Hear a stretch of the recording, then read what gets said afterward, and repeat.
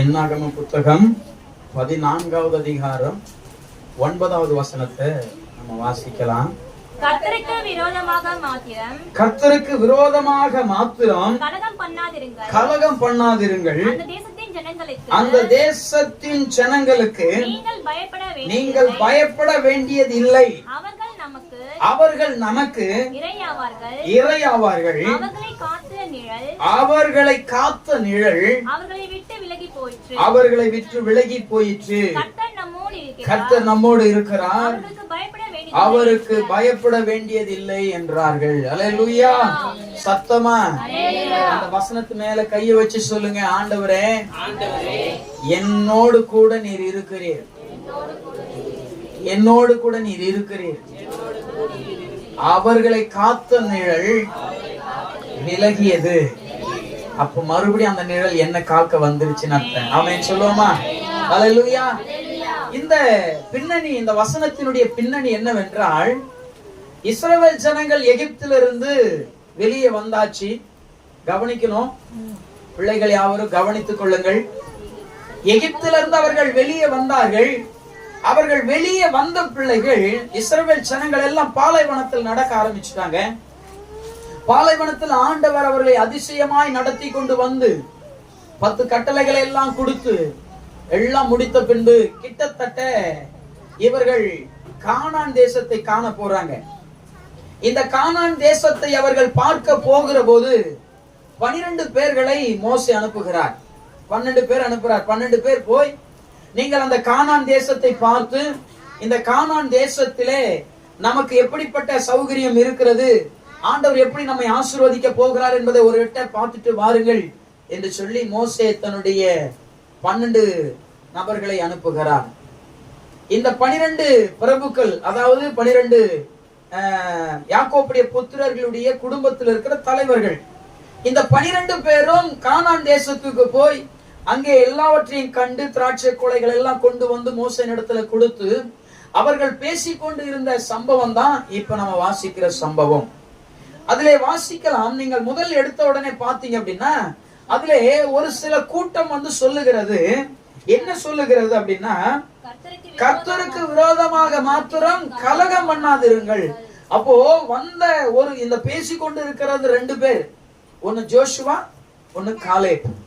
இவர்கள் சொல்லுகிறார்கள், கர்த்தருக்கு விரோதமா கலகம் பண்ணாதிருங்கள். இன்னைக்கு தேவ பிள்ளைகளே, சபைக்குள்ள கலகம் உண்டாக்குகிற கூட்டம் உண்டு, குடும்பத்துல கலகம் உண்டாக்குகிற கூட்டம் உண்டு. நீங்கள் வேலை செய்கிற வேலை ஸ்தலத்துல கலகம் உண்டாக்கி உங்களை ஏக்குமாக்கா உங்களை மாட்டி விடுகிற ஒரு கூட்டம் உண்டு. எத்தனை பேர் தெரியும்? என்னை ஏமாத்துற கூட்டம் உண்டு. ஒரு ஆள் கூட இல்லையா? என்ன மட்டும் தானே ஏமாத்துறானுங்க? இல்லையா? நம்மள ஏமாத்துற கூட்டம் இந்த உலகத்துல நிறைய இருக்கு. உதவி செய்யற கூட்டம் 1 2 தான் இருக்கு. அல்லேலூயா சொல்லுவோமா? நான் இந்த வசனத்தை ஏன் எடுத்தேன் அப்படின்னா, ஆவியானவர் எனக்கு வந்து ஒரு சொப்பனத்துல இந்த மேகத்தை காமிச்சு ஒரு நிழலை போல காண்பித்தார். ஆமென். அப்ப என்ன ஆண்டவரே இதை காண்பிக்கிற அப்படின்னும் போது ஆண்டவர் சொன்னார், இன்னைக்கு நம்ம வாசிக்கிற தலைப்பினுடைய எந்த தலைப்புல நாம் தியானிக்கிறோம் அப்படின்னா, மகிமையின் நிழல் என்ற தலைப்புல தான் நம்ம இன்னைக்கு தியானிக்க போகிறோம். அல்லேலூயா. இந்த மகிமையான நிழல் ஒரு மனிதனுடைய வாழ்க்கையில இருக்கும்போது அவன் வாழ்க்கையே மகிமையாக மாறிவிடும். அல்லேலூயா. அல்லேலூயா. இந்த 12 நபர்கள் கானான் தேசத்தை போய் சுற்றி பார்த்து வந்து ரிசல்ட் சொல்லுகிறார்கள். 10 பேர் என்ன சொன்னாங்க அப்படின்னா, ஐயோ, இந்த கானான் தேசத்தில் இருக்கிற ஜனங்கள் பெரியவர்களும் ராட்சிதர்களுமாய் இருக்கிறார்கள், நம்மால் அங்க வாழ முடியாது, அவர்கள் கண்ணுக்கு நாங்கள் எப்படி இருக்கிறோம்? சின்னரா தெரிகிறோம். அல்லேலூயா. இந்த 10 நபர்களுடைய வாய்மொழிகளை கேட்டு ஜனங்கள் முறுமுறுக்க ஆரம்பித்தார்கள். ஆமென். ஒரு சிலர் பேசுறத வச்சு ஒரு சில ஜனம் நம்பிரும். ஆனா என்னதான் மோசே சொன்னாலும் நம்புற கூட்டம் கிடையாது. ஆமென். மோசே சொல்றான், ஊழியக்காரன் சொல்றான், டேய் இல்லடா, நம்மள கர்த்தர் ஆசீர்வதிக்கிற தேசமடா, கர்த்தர் நமக்கு கொடுத்திருக்கிற அந்த தேசம் பாலும் தேனும் ஓடுகிற தேசம். இது தேவன் நமக்கு முன் குறித்த தேசம். அந்த தேசத்துல எவ்வளவு பெரிய மனுஷன் இருந்தாலும் கர்த்தர் அவனை இறையாக்குவார், நமக்கு அந்த தேசத்தை சுதந்திரமாய் தருவார் என்று சொல்லுகிற மோசேயின் சத்தத்தை கேட்க ஜனங்கள் வரவில்லை. ஆமென். இன்னைக்கு சபையில காட்டு கத்துனாலும் கேட்கிற கூட்டம் கிடையாது, கேட்காத கூட்டம் தான் இருக்கு. ஆமென். சத்தமா இன்னும் சத்தம் வரலையே. அப்போ இவன் சொல்லுகிறான், போக இந்த மாதிரி ஜனங்கள் இருந்தாலும் கவலைப்படாதீங்க, நீங்க மக்களிடத்துல வந்து கலகமான வார்த்தையை பேசாதீங்க, மக்களை கலங்கடிக்கிற வார்த்தைகள் நீங்கள் ஒன்றும் பேசாம நீங்க இருங்க. ஏனென்றால் தேவன் நமக்கு கொடுத்திருக்கிற தேசம் அது, அவர் வாக்கு கொடுத்திருக்கிற தேசம். அல்லேலூயா. சத்தமா பக்கத்துல இருக்கிறவங்களை பார்த்து சொல்லுங்க, நமக்கு கொடுக்கப்பட்ட சபை இது. இங்க யாரும் ஒண்ணும் பண்ண முடியாது, யாரும் ஒண்ணும் வேலாட்ட முடியாது. ஏன்னா இங்க யாரு இருக்கிறா? கர்த்தரின் நிழல் இருக்குது. அல்லேலூயா, அல்லேலூயா. அவர்கள் ஸ்டேட்மெண்ட் அப்படியே அழகா சொல்லிட்டே வராங்க. நீங்கள் கலகம் பண்ணாது இருங்கள். இரண்டாவதா சொல்றேன், ஜனத்துக்கு பயப்படாதீங்கடா. இந்த கலகம் எப்படி வந்து தெரியுமா? இந்த கலகம் எப்படி வந்தது அப்படின்னு பாத்தீங்க அப்படின்னா, அந்த ஜனங்களை பார்த்து பயந்ததினால கலகம் வந்துருச்சு. ஆமென். இவங்க கலங்கி போனது இல்லாம ஜனங்களையும் கலங்க வச்சிட்டாங்க. இன்னைக்கு அவர்கள் பயந்தது இல்லாமல் நம்மையும் பயமுறுத்துகிற ஒரு வஞ்சகர்கள் இன்னைக்கு எல்லா இடத்துல இருக்கதான் செய்கிறான். ஆமென். இங்க மாத்திரம் இல்ல, அன்னைக்கு அங்கே இருந்திருக்கிறான். மகிமையான ஆண்டவரை பார்க்கிற நாட்களிலே அந்த வஞ்சகர்கள் உள்ள இருந்து தான் இருக்கிறாங்க. அல்லேலூயா சொல்லுவோமா? இன்னைக்கு இருக்காம போவானா? இல்ல, இருக்கத்தான் செய்வான். ஆமென் சொல்லுவோமா? அல்லேலூயா. ஆனா மோசேவோ காலேபும் சொல்லுகிறார்கள், மக்களை வஞ்சகப்படுத்தாதே, மக்களுக்குள்ள தவறான உபதேசத்தை போடாதே, மக்களை பயமுறுத்தாதே, மக்களுக்கு கள்ள வார்த்தைகளை விதைக்காதே, மக்களுக்கு நல்ல வார்த்தைகளை விதைத்து விடுங்கள், ஏன் இப்படி செய்கிறீர்கள் என்று அவர்களோடு கூட அவன் பேசிக் கொண்டிருக்கிறான். அல்லேலூயா. நீங்க அதை நம்பி பாதி ஜனம், ஐயோ நம்ம மறுபடியும் எங்க போயிடலாம் சொல்லுங்க, மறுபடியும் எகிப்துக்கு போயிடலாம்னு திரும்பி போறான். ஆமென். சத்தமா போற வழியில எல்லாம் செத்து போயிருவீங்கடா நீ இருக்கிற ஆண்டவர். அல்லேலூயா. பின்னிட்டு திரும்ப கூடாது. நான் வந்ததுதான். ஆமென். இனி நான் எங்கேயும் திரும்பி போக மாட்டேன். கர்த்தர் எனக்கு கொடுத்த கானான் தேசத்தை சுதந்தரிக்கும் வரை அவரை பின்தொடர்ந்து போவேனே தவிர நான் பின்னிட்டு திரும்ப மாட்டேன். ஆமென். நான் விசுவாசமா சொல்றேங்க, ஆண்டவர் உங்களுக்கு வாக்கு கொடுத்தாருன்னா அந்த வாக்கை நம்பி முன்னேறி போங்க, பின்னேறி போவாதீங்க. இன்னைக்கு அநேகர் ஆண்டவர் எனக்கு செய்யலையே, அது தாமதித்தாலும் நிச்சயம் நிறைவேறும். பொய் சொல்லாது. வாக்குத்தத்தம் பொய் சொல்லாதியா, வாக்குத்தத்தம் நிறைவேறும். ஆமென். சத்தமா பக்கத்துல இருக்கிறவங்களை கை பிடிச்சு சொல்லுங்க, வாக்குத்தத்தம் நிறைவேறும். பொய் சொல்லாது. நம்பி முன்னேறி போ, பின்னுக்கு திரும்பாத. நீங்க திரும்பி பார்த்து தான் நிறைய அழிஞ்சு போன உண்டு. ஆமென். அல்லேலூயா.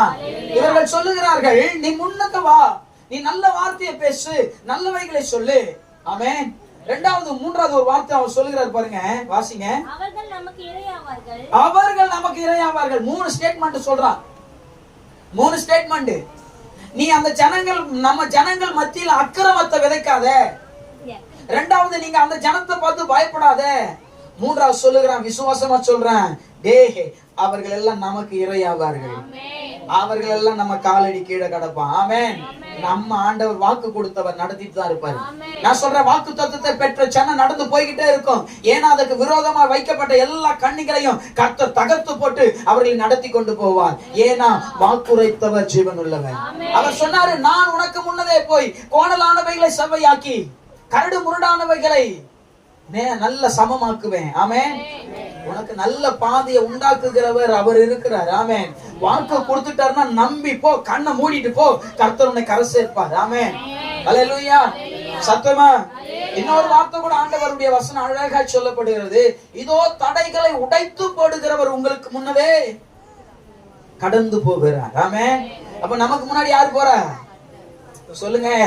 அவன் பெரியவனா இருக்கட்டும், என்ன விழுங்குறவனா இருக்கட்டும், எனக்கு அவன் கண்ணுக்கு முன்னாடி நான் சின்னாலா இருந்துட்டு போறேன், பிரச்சனையே கிடையாது. என்னை அழைத்தவர் எனக்கு முன்னே நடந்து போகிறார். அவர் என் பாதைகளை சரி பண்ணுவார். ஆமென். நான் செய்ய வேண்டிய வேலைகள் அத்தனையும் சரியா செய்வார். அல்லேலூயா. முதல் விஷயம், குடும்பத்துக்குள்ளே கலகமான அக்கிரமான வார்த்தைகள் யாரும் போட விடக்கூடாது. ஆமென். அப்படிப்பட்ட நான் முதல்ல ஜெபம் பண்ணி தூக்கிறேன். சபையை விட்டு, குடும்பத்தை விட்டு, சொந்தத்தை விட்டு வைக்க கூடாது. ஆமென் சொல்லுவோமா? ஏன் நான் சொல்லுவேன்னா, குடும்பத்துக்குள்ள கலையை விதைக்கக்கூடிய ஒருவனும் வைக்க கூடாது. ஆமென். சத்தமா? நீங்க நல்லா பால் காய்ச்சி வைக்கிறீங்க, ஒரே ஒரு சொட்டு புளியோ அல்லது எலுமிச்சம்பழ சாரோ ஊந்துச்சு, மொத்த பால் என்ன ஆகும்? கரெக்ட் ஆயிடா? ஆகுதா? அதேதான் நான் சொல்றேன், உங்கள் பரிசுத்தத்தை காத்துக்கொள்ள ஒருவனுடைய சத்தத்தையும் உள்ள இடம் கொடுக்காத. தேவ சத்தத்தை அல்லாமல் வேறு யாரு சத்தத்துக்கு நீங்க செவி சாய்க்க கூடாது. ஆமென் சொல்லுவோமா? ஆமென். இளையகுமாரன் அப்பா வீட்டுல இருந்து அப்பா சத்தம் கேட்க வர அவனுக்கு எந்த பிரச்சனையும் வரலங்க, எந்த பிரச்சனையும் வரல, எல்லாம் நல்லாதான் இருந்தான். ஆனால் வெளியில இருக்கிற எவனோ ஒருத்தவன் நண்பன் சொன்னான், மாப்ள இங்க போனா நல்லா இருக்குமாடா, அவ்வளவுதான், பணத்தை மட்டும் உசார் பண்ணிட்டு வா. ஆனா அப்பா வீடு வேணாமா, அப்பா சொத்து மாத்திரம் வேணுமா? ஹலோ, அப்பா முகம் பார்க்க கூடாது, அப்பா தேவையில்லை, அப்பா சம்பாதிச்ச சொத்து மாத்திரம் வேணும்ன்ற வெக்கம் கட்டவன் இருக்கதான் செய்யறான். ஆமென் சொல்லுவோமா? இன்னைக்கு கிறிஸ்துவத்துக்குள்ளயும் வெளிய உலகத்துலயும் அப்பா அம்மா தேவையில்ல, அப்பா அம்மாவுக்கு சோறு போட துப்பு இல்ல, இதெல்லாம் இருக்கிற மனுஷன். ஆனா அப்பா சம்பாதிச்சு வச்ச சொத்தை மாத்திரம் அபகரிக்க எத்தனையோ நபர்கள் இருக்கிறான். ஆமென். சபைக்குள்ள உட்காந்துக்கிட்டு அப்பா கிட்ட இருந்து கேட்டுட்டு வாங்கிட்டு போறவங்க இருக்கிறான். உன்னால 1 மணி நேரம் உட்காந்து அப்பா சமூகத்துல முழங்கால் போட்டு நன்றி சொல்ல உனக்கு நேரம் இல்லை. ஆமென் சொல்லுவோமா? ஐயா, சம்பளத்துக்கு நம்ம போறோம் வேலைக்கு, குறைஞ்சது 8 மணி நேரம் வேலை செஞ்சாதான் அந்த 1000 500 தாரான் இல்லையா? நம்ம ஆண்டவர்கிட்ட ஜீவனை கொடுத்திருக்கிறாரு, எவ்வளவோ நமக்கு நன்மை செஞ்சிருக்கிறாரு, நாம எத்தனை மணி நேரம் அவர்கிட்ட உட்கார்றோம்? ஹலோ, கவனிக்கிறீங்களா? எத்தனை மணி நேரம் உட்கார்றோம்? இதுதான் இன்னைக்கு நான் உங்களுக்கு சொல்லி கொடுக்க போறேன் இங்க. ஆனா அவர் சமூகத்துல உட்கார்ந்து ஜெபிக்க நமக்கு நேரம் இல்லாமல் போய்விட்டது. அல்லேலூயா. அப்போ இந்த சபைக்குள்ள குடும்பத்துக்குள்ள ஒவ்வொரு பரிசுத்த வாழ்க்கைக்குள்ள நீங்கள் என்ன பார்க்கணும்னா, உங்களை கலையை விதைக்கிறவனை கண்டுபிடிச்சு ஓரம் கட்டணும். ஆமென். அக்கிரமான வார்த்தைகள், மக்களுக்குள்ளே கலங்க அடிக்கிற வார்த்தைகள் பேசுறவனை சேர்க்கவே கூடாது. ஆமென். நான் சொல்லுவேன், உங்க வீட்டுல யாராவது ஒரு ஆளு உங்களை பரிசுத்தத்தை கெடுக்கிற மாதிரி பேசினாங்கன்னா முதல்ல என்ன பண்ண வர, ஐயா தயவு செய்து போயிட்டு வாங்க, நான் வெளில போறேன், சும்மாவது 100 ரூபாய் எடுத்துன்னு வெளியே போ, ஹோட்டல ஒரு டீயை குடிச்சிட்டு வா, அதனால வெளியே அனுப்புறதுக்கு அது போ. நான் செஞ்சிருக்கிறேங்க அதே மாதிரி. கடமைக்குன்னு 100 ரூபாய் எடுத்துக்கிட்டு நான் வெளியெல்லாம் போயிருக்கிறேன், காசே இல்லாம கூட ஜிபே பாத்துக்கலாம் போயிருக்கேன். அங்க போய் நெட் ஒர்க் ஆகுமான காலெல்லாம் உண்டு, அது வேற விஷயம். ஏன்னா சிலரை அவாய்ட் பண்ணணும்னா போய் தான் ஆகணும். ஆமென் சொல்லுவோமா? ஏன்னா அது உட்காந்துட்டு இன்னும் 4 வார்த்தை போட்டு நம்ம மனசை கெடுத்து, நம்ம ஆவியை கெடுத்து, நம்ம ஊழியத்தை கெடுத்துட்டு உட்காரு. ஆமென் சொல்லுவோமா? அதெல்லாம் ஸ்கிப் பண்ணிட்டு போயிட்டே இருக்கணும். அல்லேலூயா. தேவை இல்லாதது வந்தா ஸ்கிப் பண்ணிட்டு போயிட்டே இருக்கணும். உன்னை அழைத்தவர் உன்னை நடத்துவார். அல்லேலூயா. இங்க ஆண்டவர் அவர்களுக்கு கொடுத்த இப்ப இன்னொரு ஹைலைட்டான ஒரு விஷயம் பாருங்க, அவர்களை காத்த நிழல் அவர்களை விட்டு, பக்கத்துல இவர்களை பார்த்து சொல்லுங்க, அவர்களை காத்த நிழல் அவர்களை விட்டு விலகியது. ஆமென். அல்லேலூயா. ஐயா, அந்த 10 பேர் கண்ணுக்கு தெரியல அங்க ஒரு நிழல் இருந்துச்சுன்னு, இந்த 2 பேர் கண்ணுக்கு தான் தெரியுது. ஆமென். நான் சொல்றேன், அழைப்பு பெற்ற உன் கண்ணுக்கு மட்டும்தான் தெரியும் கர்த்தர் நிழல் இருக்கா இல்லையான்னு. எல்லா கண்ணுக்கும் தெரியாது, நீ பாக்குறதெல்லாம் அது உனக்கு இதுவா தெரியாது. ஆனா நான் சொல்லுவேன், கர்த்தர் உன்னை அழைத்தாரானால், கர்த்தர் உன்னை அபிஷேகித்தாரானால், கர்த்தர் உன்னை முன்குறித்தாரானால், நீ கர்த்தருடைய மனவாட்டியா இருப்பாயானால் உனக்கு தெரியும் ஆண்டவர் நிழல் எதுன்னு. ஆமென். இந்த ஜோஷுவாவுக்கு காலேபு சொல்றாங்க, அவர்களை காத்திருந்த நிழல், இந்த 400 வருஷமாய் அவர்களை காத்து நடத்தின அந்த நிழல் இப்போது விலகியது, அதை நான் பார்த்தேன். ஆமென் சொல்லுவோமா? சத்தமா? ஐயா, அந்த 10 பேர் கண்ணுக்கு மாத்திரம் மறைக்கப்பட்டிருக்கு. ஏன்னா அவர்கள் நல்லவர்கள் அல்ல, அவர்கள் பொல்லாதவர்கள், அவர்கள் கலங்க அடிக்கிறவர்கள், அவர்கள் நல்ல வார்த்தைகளை பேச தெரியாதவர்கள், அவர்கள் விசுவாசம் இல்லாதவர்கள், அவர்கள் அபிஷேகம் பண்ணப்படாதவர்கள். ஆமென். அவர்கள் பரிசுத்த ஆவியை பெறாதவர்கள். அதனால தான் அவங்களுக்கு அந்த மாதிரி பார்க்க தெரியல. ஆமென். ஏன்னா அந்த நிழல் நம்மோடு இருக்கும்போது நாம அதை கண்டு கொள்ள முடியும். ஆமென். ஜோஷுவா வேற ஆவியை பெற்றவனா இருந்ததினாலே அந்த நிழலை பார்க்கறான். ஐயோ, அதை காத்த நிழல் விலகியது, இத்தனை வருடங்களா இதை காத்திருந்த இயேசுவினுடைய நிழல் இன்னைக்கு விலகியது. ஆமென். சத்தமா? அந்த நிழல் இப்போ எங்க இருக்குன்னா இவர்களோடு கூட இருக்கு, என்னோடு கூட இருக்குன்னு சொல்லுங்க. ஆமென்.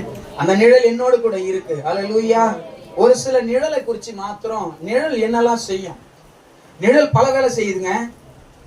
நிழல் பல வேலை செய்யும். அந்த நிழல் அது மகிமையான நிழல். வெயிலுக்கு ஒதுங்கும் நிழலும் மானீர்.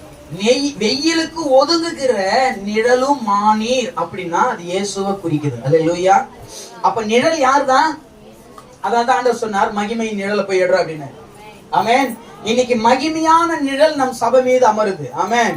மகிமையான நிழல் ஒவ்வொரு மனுஷன் மேல அமரும். உங்க தலை மேல கை வச்சு சொல்லுங்க, மகிமையான நிழல் என் தலைமையில் அமரட்டும், மகிமையான நிழல் என்னை காக்கட்டும், மகிமையான நிழல் எனக்கு வேலியா இருக்கட்டும், மகிமையான நிழல் என்னை நடத்தட்டும், மகிமையான நிழல் என்னை ஆசீர்வதிக்கட்டும், மகிமையான நிழல் பாலும் தேனும் ஓடுகிற ஆசீர்வாதத்தை என் தலைமையில அமர செய்யட்டும், மகிமையான நிழல் எனக்கு சிங்காசனத்தை உண்டாக்கும், மகிமையான நிழல் என்னை குழியில இருந்து தூக்கும், மகிமையான நிழல் என் புத்தியை தெளிவாக்கும்.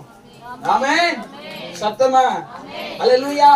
நான் சொல்றேன், நீங்க மகிமை நிழலை தரித்து கொண்டீங்கன்னா உங்க வாழ்க்கையில ஒவ்வொரு நிமிஷமும் மகிமை நீங்க பார்க்க போறீங்க, மகிமையை பார்த்துக்கிட்டே இருக்க போறீங்க. ஆமென் சொல்லுவோமா? சத்தமா.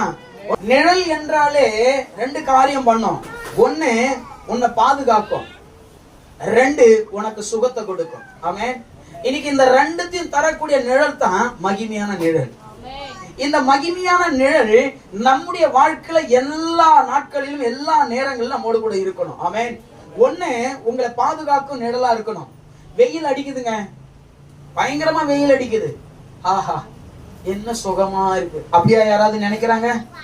என்ன பண்றாங்க? குடு குடு குடுன்னு ஓடி போய் ஏதாவது ஒரு நிழல்ல நிக்கிறாங்க. அப்ப நிழல்ல நின்ன உடனே என்ன வருது? ரெண்டு காரியம் நடக்குதா?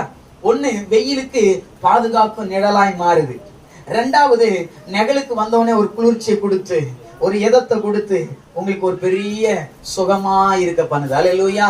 நான் சொல்றேன், மகிமையின் நிழல் இந்த நாள்ல உங்களை பாதுகாக்கும். மகிமையின் நிழல் இந்த நாள்ல உங்களுக்கு சுகத்தை கொடுக்கும். மகிமையின் நிழல் இந்த நாள்ல உங்களுக்கு ஆரோக்கியத்தை கொடுக்கும். இந்த மகிமையின் நிழலை தான் நம்ம தியானிச்சுட்டு இருக்கோம். ஒரு அல்லேலூயா சொல்லுவோமா? அல்லேலூயா. இஸ்ரவேல் ஜனங்கள் அவனுடைய அத்தி மரத்து நிழலையும் அவனுடைய திராட்சை செடியினுடைய நிழலையும் உட்கார்ந்து நல்லா சாப்பிட்டு சந்தோஷமா இருக்கிறான். ஏன்னா மகிமையின் நிழல் நமக்கு உண்டு. அல்லேலூயா. அல்லேலூயா.